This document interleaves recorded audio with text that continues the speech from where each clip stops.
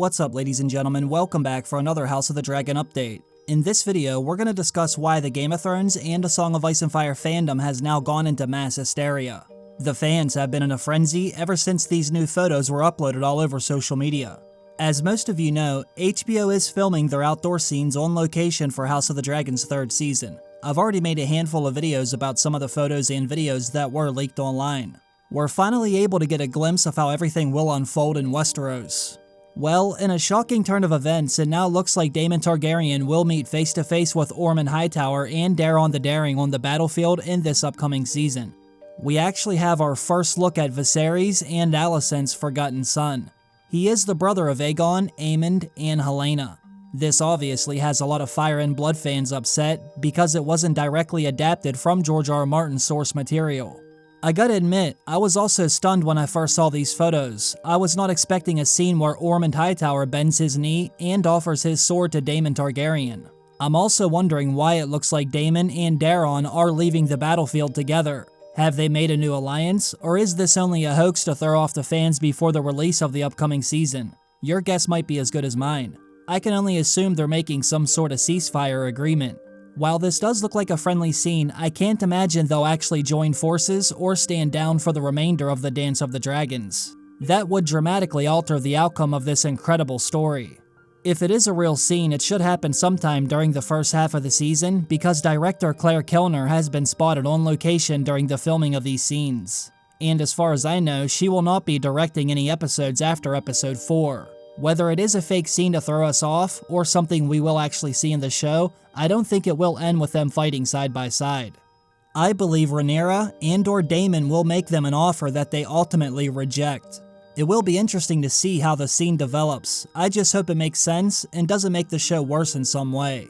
I don't want anything to negatively affect the battle at Tumbleton in the Season 3 finale.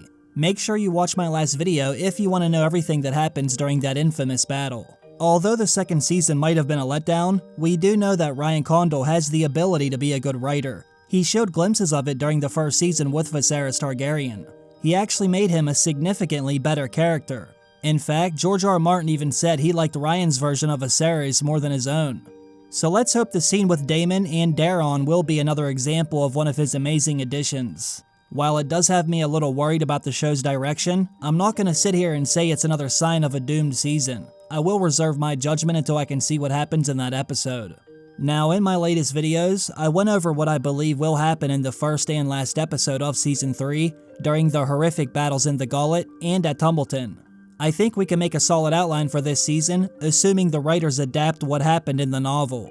I want to document everything in Fire and Blood because this should be arguably one of the better seasons of the show now that the Dance of the Dragons is well underway. With all the major battles and events still on the horizon, I'm fully expecting this to be one of the deadliest and most exciting seasons of House of the Dragon. And these episodes will not be as fun or exciting without everyone's favorite silver-haired psycho, Aemond One-Eye Targaryen. I want to focus on his story and the destructive relationship he has with Daemon Targaryen. We're not going to see them holding hands as they smile and skip across the battlefield. We will see Aemond One-Eye's story intersect with Daemon and Daeron's at the beginning of next season. As you all know, Aemond has been running everything in his brother's name while Aegon lay abed. In George R. R. Martin's Fire and Blood, it says, disgusted by his half-sister Rhaenyra, Aemond One-Eye saw a bigger threat in Daemon and the massive force he gathered in the Riverlands. Summoning his bannermen and council, Aemond announced his intent to bring the battle to Daemon and those rebellious Riverlords. He wanted to attack the Riverlands from the east and west, and thus force the Lord of the Trident to fight on two fronts at once. Jason Lannister already assembled a formidable host in the Western Hills, 1,000 armored knights, and 7 times as many archers and men-at-arms. We did see the Lannister army marching alongside the Red Fork at the end of the second season. Let him descend from the high ground and cross the Red Fork with fire and sword, while Sir Criston Cole marched from King's Landing, escorted by Aemond One-Eye on Vhagar. He believes their armies would overwhelm Harrenhal and smash the enemies of the Trident, and if Daemon did emerge from behind the castle walls to fight them, as he surely must, Vhagar would ultimately overcome Caraxes, and Daemon would arrive back in the capital with Daemon Targaryen's head. Now, as effective as this might sound, not all members of the Green Council favored the idea. Aemond did have the support of Sir Criston Cole, who is now Hand of the King, and that is Sir Tywin Lannister, but the Grand Maester begged him to send a raven to Storm's End, so that he could add the men of House Baratheon to his own before leaving. Jasper Wilde said that he should summon Lord Hightower and Daeron from the south on the grounds that 2 dragons are better than 1. His own mother Alicent favored caution as well, urging her son to wait until his brother Aegon and his dragon Sunfire were ready so they might join the attack. However, Aemond wasn't about to delay the inevitable any longer. He had no need of his brothers or their dragons, he said.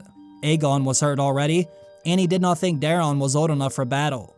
Although Caraxes was fearsome and a savage dragon who had fought in many battles, Vhagar was older, fiercer, and significantly larger. The Septon said, Aemond was dead set about the fact that this should be his victory. He had no wish to share the glory with his brothers, or any other man for that matter. He wanted Daemon Targaryen all for himself. And just the thought of him needing help to fight Daemon was insulting. He could not be denied either, not until Aegon rose from his bed to take up his sword again. The Regency and the Iron Throne were his. He would leave the city through the Gate of the Gods within a fortnight, at the head of a host of over 4,000 men. He said it would only be 16 days' march to Harrenhal. On the 17th, we will feast inside Black Heron's Hall, while Daemon's head looks down at us from my spear. Now Daemon Targaryen, on the other hand, he was too old and seasoned a battler to sit idly by and let himself be held up inside the walls, even if the walls were as massive as Harrenhal's. He wasn't about to let Aemond defeat him so easily. As we all know, Daemon still had friends in King's Landing, and word of his nephew's statements and actions had reached him even before Aemond had set out through the Gate of the Gods. When he was told that Aemond and Sir Criston Cole had left King's Landing, it is said that Daemon laughed and said, "It's about time," for he had known this moment would come. A murder of ravens took flight from Harrenhal shortly thereafter. Daemon obviously had a plan of his own. He flew south on the back of his dragon Caraxes. Flying above the western shore of the God's Eye, well away from Sir Criston Cole's line of march, he evaded the enemy host, crossed the Blackwater, then went east, following the river to King's Landing. Meanwhile, Aemond and Sir Criston Cole were advancing on Harrenhal, while the Lannister host swept eastward. The muddy roads and rainstorms did slow their advance, however, for Aemond's host was largely on foot. Sir Criston's vanguard fought and won a short, sharp battle against Oswald Woad and the Lord's Dairy on the lakeshore, but met no other opposition. And after 19 days on the march, they finally reached Harrenhal, and found the castle gates left open, with Daemon and all his men gone. We did see all of them getting ready to leave in the season finale. Now Aemond had kept Vhagar with the main column throughout the march, thinking that Daemon might attack them on Caraxes. He made it to Harrenhal a day after Sir Criston Cole, and that night he celebrated a great victory. Daemon and his river scum had fled rather than face his dragon, Aemond proclaimed. Small wonder then that when word of the fall of King's Landing reached him, Aemond felt like an absolute fool. His anger was fearsome to behold. The first one to suffer for it was Sir Simon Strong. Aemond One-Eye had no love for any of that ilk, and the haste with which Simon had yielded Harrenhal to Daemon Targaryen convinced him that the old man was a traitor. Now Sir Simon swore of his allegiance and innocence, insisting that he was a loyal servant of the crown. His own great-nephew, Larys Strong, was Lord of Harrenhal and Aegon's own Master of Whisperers, he reminded Aemond. These denials only inflamed Aemond's suspicions. He thought the Clubfoot was a traitor as well, he decided. How else would Daemon and Rhaenyra have known when King's Landing was so vulnerable? Someone on the inside must have sent word, and Larys Clubfoot was Breakbone's brother after all, and thus shared blood with Rhaenyra's bastard sons, who we all know Aemond hated with a fiery passion. Aemond commanded that Sir Simon be given a sword. "Let the gods decide if you speak truly," he said. "If you're actually innocent, the gods will give you the strength to defeat me." Now, the fight that followed was utterly one-sided, all accounts agree. Aemond sliced and diced the old man to shreds, then gave his lifeless body to Vhagar. Nor did Sir Simon's grandsons long outlive him. One by one, every man and child with strong blood in his veins was dragged out and executed, until the stack of their heads stood 3 feet tall. And like so, the flower of House Strong, an ancient line of noble warriors boasted descent from the first men, came to a dishonorable end in the courtyard at Harrenhal. Not a single member of their family was spared, nor any bastard, except, oddly enough, Alice Rivers. Although the wet nurse was double his age, Aemond had taken her into his bed as a gift to himself soon after taking the castle. It seemed he liked her more than everyone else who was there, including many who looked much better and were a lot closer to his age. Aemond obviously has a thing for older women, likely stemming from his mommy issues. Over the next few days, Aemond and Sir Criston Cole debated how they should answer against Rhaenyra's attacks. Though Black Heron's seat was too formidable to be taken by storm, and the Riverlords dared not lay siege for fear of Vhagar, their own force was running short on food and fodder, and losing men and horses to hunger and sickness. Only blackened fields and burned villages remained within sight of the castle's massive walls, and those foraging parties that ventured farther did not come back. Sir Criston said they should withdraw to the south, where Aegon's support was strongest, but Aemond denied that notion, saying only a craven runs from traitors. The loss of King's Landing had enraged him, and when the word of the fish feed reached Harrenhal, Aemond had almost strangled the squire who delivered the news. It was his bedmate, Alice Rivers, who actually saved the boy's life. Aemond favored an immediate attack on King's Landing. None of Rhaenyra's dragons were a match for Vhagar, he insisted. Sir Criston said that was folly. 1 dragon against 6 is a fight for fools, he declared. Let them march south, he urged once more, and join their force to Lord Hightowers. Aemond could reunite with his brother Daeron and his dragon. Aegon had escaped Rhaenyra's hands, this they knew. Surely he would reclaim Sunfire and join his brothers eventually. He was also hoping Helaena would find a way out of King's Landing with her dragon Dreamfire as well. 4 dragons might be able to win against 6 if one of them was Vhagar. Once again, Aemond refused to consider this craven course. As regent for his brother, he might have commanded the hand's obedience, yet he did not.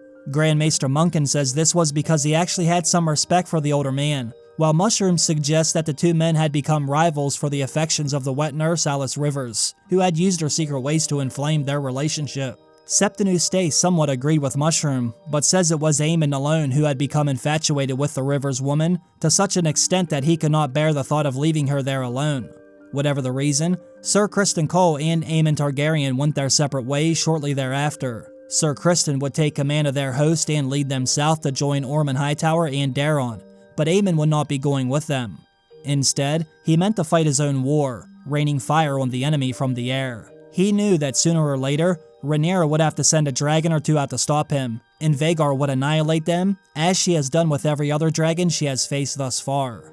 Vhagar might be old, but she is still winning every battle she enters. As you can imagine, this has Aemond's confidence at an all-time high. If his head gets any bigger, his dragon may no longer be able to take flight. It will be interesting to see how this season unfolds. I'm hoping they will adapt all of George R.R. Martin's writing, because it's the reason why we all fell in love with the Dance of the Dragons after all. I am a little anxious and nervous to see how they fit Daeron the Daring into Daemon's storyline.